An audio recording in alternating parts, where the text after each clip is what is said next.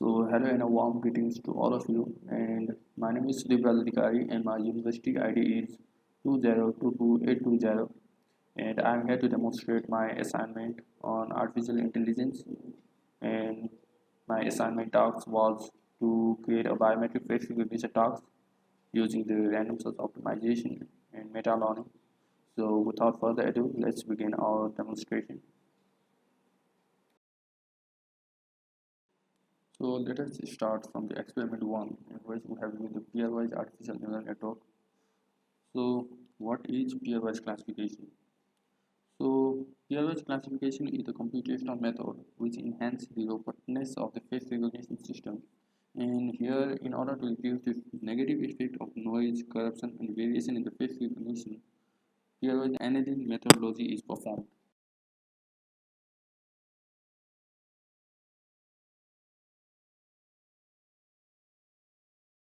So here in experiment 1, we have done the pairwise artificial neural network. So this is the MATLAB online platform. So over which we have created this folder called assignment 2. So let's open this, and inside which we have uploaded this script provided by the university, and we have also uploaded this folder consists of the 1500 images of 30 people. Each people has the 50 images which are taken under the varying lighting condition. So this is the command window. So inside this command window, we will first of all run call.im and parenthesis open close. So basically what this command does is this will read all these images from this folder called tr0, and second of all we will run d1 equals fold underscore data parenthesis open and close, and we will hit the enter button. So the second command will store all the fresh data in the d1 variable and prepare for the 5-fold cross validation. And finally we will enter pw.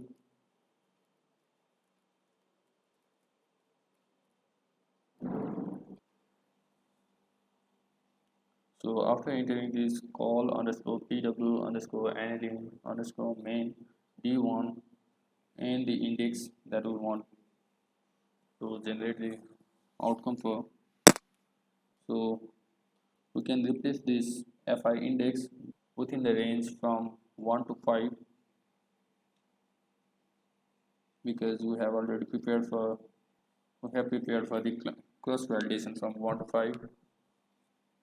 And in this third script we can also change this parameter number of hidden neurons in sample size and number of principal components and minimum number of principal components and annealing variance. We have run this command for all these 5-fold, and after getting the highest accuracy, then we have further optimized that by changing these parameters, and experimentally we came to know that it's fold 2 we got the highest accuracy of 100%. So here we can see the third command has completed executing, and we can observe that PF value for the fold 1 is 0.997, and on the right side we can see a graph where we can see the validation error ranges from 0 to 0.05 over 0 to 500 pairwise artificial neural network. And we can also see number of principal components over the each executions. So after getting this value, we have taken the screenshot of this validation error and the PF value. So here you can see for the each test we have taken the screenshot of that validation error and the PF value accuracy and kept it in our document as well. So this is how I have done the experiment 1. Now let's move on to the experiment 2. So in the experiment 2, I have used convolution neural network. So let us discuss a brief about the convolution layer. Convolution layer is a layer of the neural nodes in neural network that convolves a future pattern with the full set of input features. So it takes the raw image, is convoluted by several filters on convolution layer, which can create several feature map. Then the feature is blurred by the downsampling layers. Finally, the set of each vector is acquired through a full connection layer. So the convolution layer captures the low-level features like age, color, and gradient, etc. And then we have another max pooling layer, which is responsible for reducing the height and width of the convolution features. And we have used padding to keep the size same as the input size. And finally, a fully connected layer flattens the image into the column vector for the multi-layer perceptron. So here we have used the sequential, which connects the layer in the sequential order, and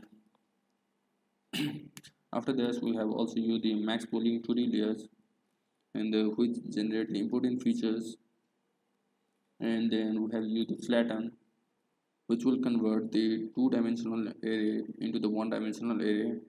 And after this, the dense function is used, and which connects the neurons. Along with this, dropout extracts some neural to execute the overfitting problem.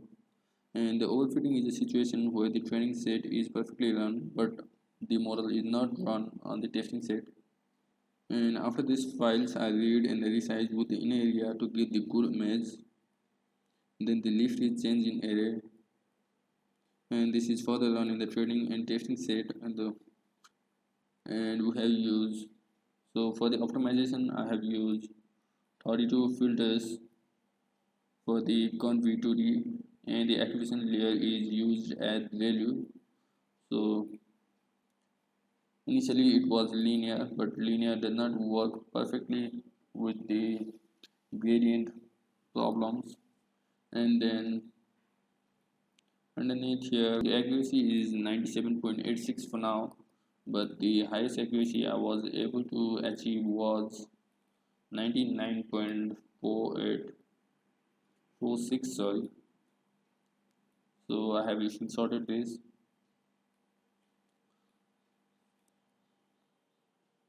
and I have also screenshotted the graph. So here the initially in the random source optimization there is a high variance, but later on it has gone to a stable limit. So we can also say that it is a drawback of the random source optimization, which produces the high variance. So this is how I have completed my assignment on the biometric face recognition task by optimizing these hardware parameters. So thank you and hope you like it.